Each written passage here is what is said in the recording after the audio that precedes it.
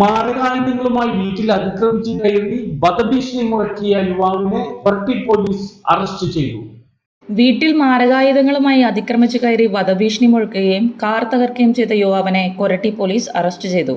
Koratty conure പാറക്കുട്ടം പള്ളിപ്പറമ്പിൽ 21 വയസ്സുള്ള അശ്വിനാണ് അറസ്റ്റിലായത്. വെള്ളിയാഴ്ച രാത്രി 9:30യോടെയായിരുന്നു സംഭവം. മുൻ പഞ്ചായത്ത് അംഗവും സമീപവാസിയുമായ സിന്ധു ജയരാജന്റെ വീടിന് നേരെയാണ് ആക്രമണം നടന്നത്. മാരകായുധങ്ങളുമായി വീട്ടുമുറ്റത്തെത്തി ഭീകരാന്തരീക്ഷം സൃഷ്ടിച്ച് അസഭ്യം പറഞ്ഞ പ്രതി വീടിന്റെ ജനൽ ചില്ലുകൾ തകർക്കുകയും വീട്ടുമുറ്റത്ത് പാർക്ക് ചെയ്തിരുന്ന കാർ തല്ലി തകർക്കുകയും ചെയ്തു. 1 മണിക്കൂറോളം ഭീകരാന്തരീക്ഷം സൃഷ്ടിച്ച പ്രതിയെ പോലീസ് എത്തിയാണ് വരുതിയിലാക്കിയത്. മയക്കുമരുന്നിന് അടിമയായ പ്രതി പ്രദേശത്തെ സ്ഥിരം ശല്യക്കാരനാണെന്നും പറയുന്നു. ഏകദേശം ഒരു 9 മണി കഴിഞ്ഞിട്ടുണ്ടാവും. എൻ്റെ കൂടെ എൻ്റെ വീട്ടിൽ ഒരു 1.5 വയസ്സുള്ള എൻ്റെ മകൻ്റെ കുട്ടി ഉണ്ടായിരുന്നു. ഞാൻ ആ കുട്ടീനെ ഉറക്കാൻ വേണ്ടിയിട്ട് ശ്രമിച്ചുകൊണ്ടിരിക്കുന്ന സമയത്ത് പെട്ടെന്ന് പോളിംബെല്ല് അടിച്ചു. പോളിംബെല്ല് അടിക്കുന്ന ഒച്ച കേട്ട് ഭയങ്കര വലിയ ഒച്ച കാരണം കൊച്ചു ഞെട്ടി എഴുന്നേറ്റ് ഞാൻ പോയി ആദ്യം ജനലേക്കൂടെ നോക്കി. ആ നേരം കാരണം ജനലേക്കൂടെ നോക്കിയപ്പോൾ കയ്യിൽ വെട്ടുകൊത്തിയുമായിട്ട് അശ്വിൻ എന്നാണ് അവൻ്റെ പേര്. അച്ചു എന്നാണ് എല്ലാവരും വിളിക്കുക. അവനാണ് ഞങ്ങളുടെ ഒരു അകന്ന ബന്ധുവാണ്. പക്ഷെ അവൻ നമ്മുടെ വീടിൻ്റെ ഉമ്മർത്ത് വെട്ടുകൊത്തിയും കൊണ്ട് നിൽക്കും. വാതിൽ തുറക്കടി എന്ന് പറഞ്ഞുകൊണ്ടാണ് നിൽക്കണേ. അപ്പം ഞാൻ വാതിൽ തുറക്കാണ്ട് തന്നെ ജനലേക്കൂടെ എന്താടാ കാര്യം, വീട്ടിൽ പോടാ എന്ന് ഞാൻ പറഞ്ഞു. അപ്പോൾ അവൻ ഓടി വന്നിട്ട് ആ ജനലേമ അവൻ്റെ കയ്യിലുള്ള വാക്കത്തി വെച്ചിട്ട് ജനലേമ വെട്ടുകയാണ് ആദ്യം ചെയ്തത്.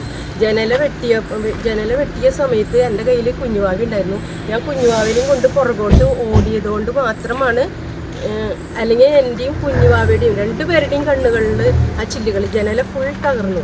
അത് ജനലേക്കൂടെ ആദ്യം ഞങ്ങളെ വെട്ടിക്കൊല്ലാനാണ് അവൻ ശ്രമിച്ചത്. അപ്പോഴും അവൻ പറയുന്നുണ്ട്, ഞാൻ എൻ്റെ മോനെ എൻ്റെ കയ്യിൽ കുഞ്ഞുവാവി ഇടാവും, കൊച്ചിനെ കണ്ടുവിടാന്ന് ചോദിച്ച വഴി നിന്റെ കൊച്ചിനെ ഞാൻ കൊല്ലൂടി എന്നാണ് ആദ്യം പറഞ്ഞത്.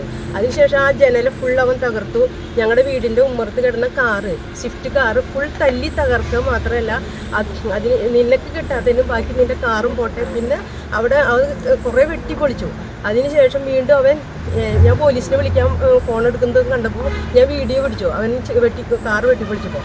അപ്പോൾ നീ പോലീസ് വന്നാലും ഞാൻ ഇറങ്ങണമെന്ന് നിന്നെയും കൊല്ലും, നിങ്ങളുടെ കൊച്ചിനെയും കൊല്ലും എന്നുള്ള രീതിയിലാണ് അവൻ സംസാരിച്ചത്.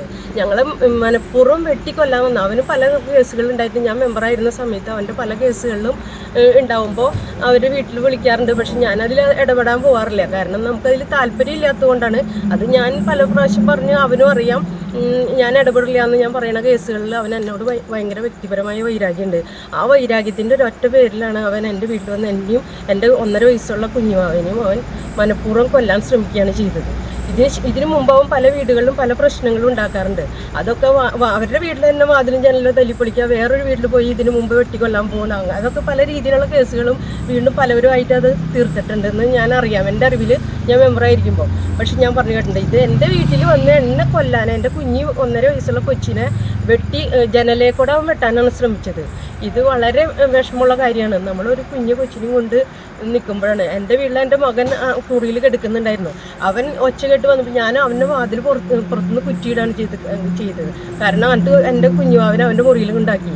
അങ്ങനെ ഒരു അവസ്ഥയിലാണ്. പോലീസ് വന്നതിന് ശേഷമാണ് അവൻ്റെ കയ്യിൽ നിന്ന് വാക്കത്തി മേടിക്കാൻ പറ്റിയത്. പോലീസ് വരണ വരെ അവൻ സകലമാന സാധനങ്ങൾ അവിടെ വെട്ടിക്കൊണ്ടിരിക്കുകയായിരുന്നു. ഒരാൾക്ക് പോലും അവൻ്റെ അടുത്ത് എടുക്കാൻ പറ്റുന്ന ഒരവസ്ഥയിലായിരുന്നു. പോലീസ് വന്ന് അവൻ്റെ കയ്യിൽ നിന്ന് വാക്കത്തി മേടിച്ചതിന് ശേഷം അവനെ ജീപ്പിലേക്ക് കയറ്റിയതിന് ശേഷമാണ് ഞാൻ വാതിൽ തുറന്നിട്ടുള്ളത്.